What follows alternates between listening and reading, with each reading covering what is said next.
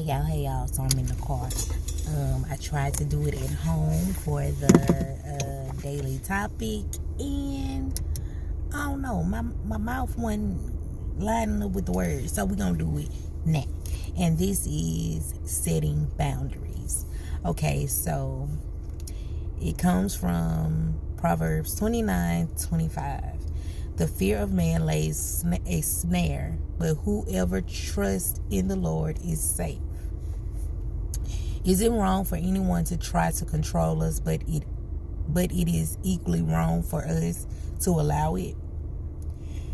We must stand up for ourselves and be determined to please God rather than other people. That means stop putting more trust in man than you do God. If you put your trust in Him and allow Him to lead and guide you to the places that you're meant to be, then will you be in a place where you know what is, where you're supposed to be. And then it says, my mother allowed my father to control her out of fear, and everyone in the family paid the price for her refusal to stand up for herself and us.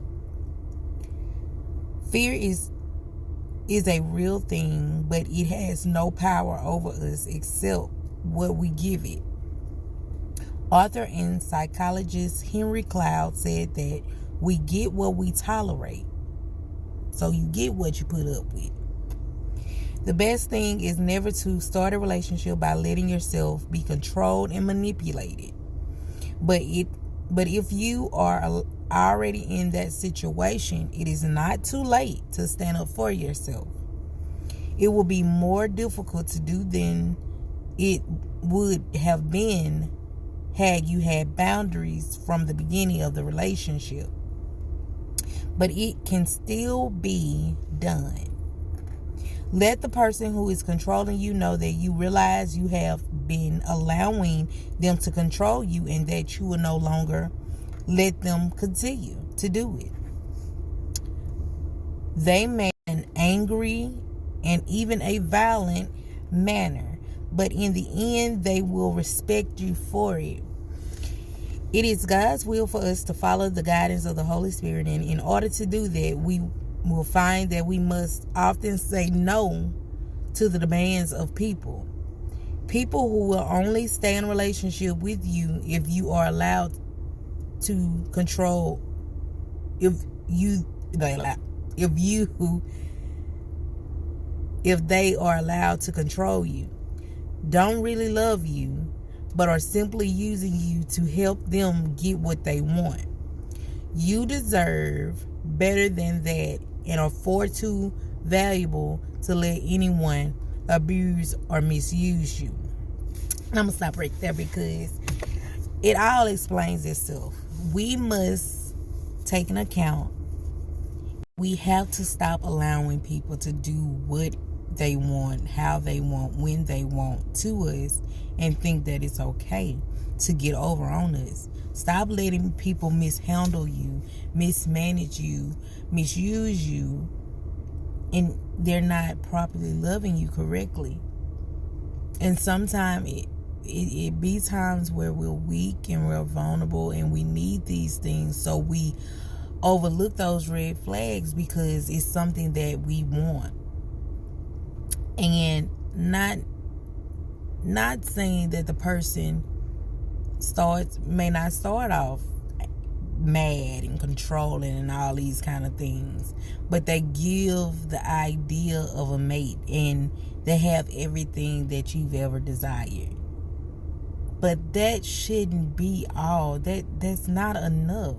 I mean, don't be in a situation just because they are everything you've asked for, but they have an anger issue or they're doing something to cause you to lose your joy. That should be stressful in itself. I don't want to be loved like that. Love me correctly. We shouldn't be the enemy in our relationship. We shouldn't be in control of one another, but a team that equally love each other and will do anything to keep each, not one person loving the other person and the other person is continually controlling and beating, and and that's the same way with teenage love. When they get so caught up in the love and they start ignoring the signs, and they don't realize that the mate is isolating them from their family, their friends, and the things that they love doing, until it's too late, and then they're being controlled and manipulated and abused. Young ladies, young guys, do not allow anyone to control you in your young life when you have more to life after that.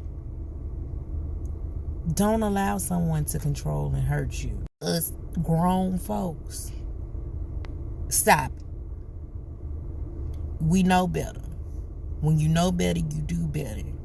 And yes, oftentimes people get into situations where it's harder to walk away from because you're in too deep. And I get it. But that lesson in itself is just basically self-explanatory when it says setting boundaries. When you set boundaries in your life, period, when you put it down on the table, that should be the first thing you do when you're at the table of starting something with somebody, is laying it out plain in sight of that person, to let them know, look, this is not how we doing this. This is not how I will allow you to treat me. We have to know when to put our foot down. So you are worthy of more than just being in a situation where you're being abused and manipulated. You deserve more than that. So we have to be the ones to set the boundaries beforehand. Setting boundaries puts you in a place of your own self-control of, this is what I will allow, this is what I won't take. And people will respect you for that. But the moment you come in and you are allowing someone at the early stage, at the beginning, to just treat you any kind of way, I don't care if it's a relationship, a job, or whatever, know when to say no. Know when to say, this is not how you're going to handle me. I have a voice. I have a say-so. I have a right to, feel the way that I do, because you're not going to treat me like this. I don't care. Like I said, I don't care what it is.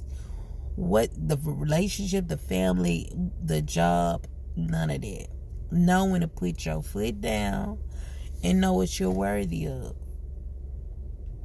You should not have shouldn't put your fear in man anyway. At all. Because your God is bigger. So I just wanted to share that, because I just setting boundaries. We got this. So make a vow to yourself from moving forward. It's time to stand up, stand on it, take control, set my boundaries, know that it's okay to know when to say no, when to say yes, what to allow, how to operate in my everyday move. Peace.